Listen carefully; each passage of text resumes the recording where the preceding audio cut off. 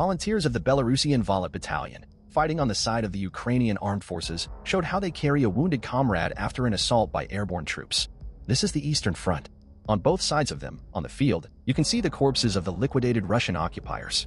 At about 1:30 in the temporarily occupied Svitlodarsk, the armed forces of Ukraine successfully destroyed 2 Buk M3 anti-aircraft missile systems. This was reported by the Ukrainian Armed Forces Stratcom in its Telegram channel. The cost of one such system can reach $220 million. Both air defense missile systems were trying to protect the nearby headquarters of a brigade and division of the Russian airborne troops.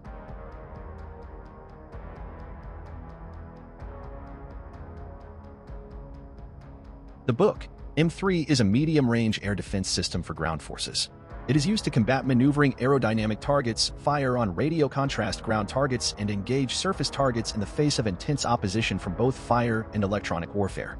Given the outcome of the engagement, the Buk M3 has once again proved its ineffectiveness against Western weapons. The city of Svitlodarsk is located on the Eastern Front, in the Donetsk region, 19 miles from Bakhmut. Also on the Eastern Front, in the village of Klischeyevka, the positions of the Russian occupiers were hit.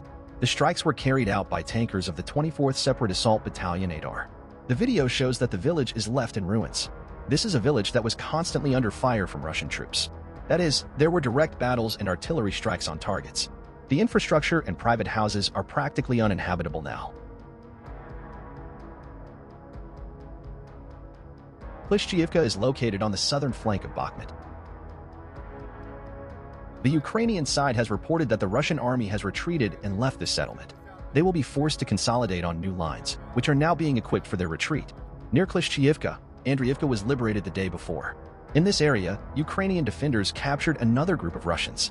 At the same time, the enemy command, realizing that the village was lost and its soldiers were surrendering en masse, ordered artillery fire on their own.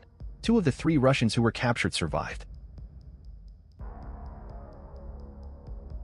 Footage of the liberation of Andriivka from the Russian occupiers continues to appear online. Despite the losses, massive enemy artillery fire, and fierce enemy resistance, the Ukrainian military are winning back every inch of land. This is what the battlefield looks like now. The scorched earth is soaked in blood and covered with corpses. Давай, давай. Спускайся сюда.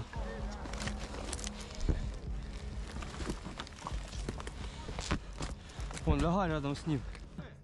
Там лежит, блядь, вода.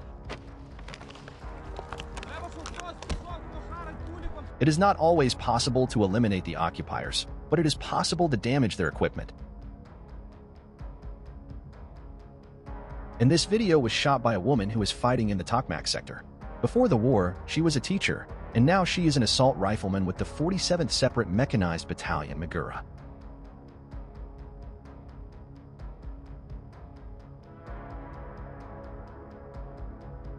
The Russians are preparing the defense around the city of Tokmak. They are moving reserves here and digging new trenches. This comes after Ukraine's tactical penetration of the first main line of defense, according to British intelligence. Meanwhile, Republican senators have called on U.S. President Biden to immediately transfer ATACMS long-range missiles to Ukraine.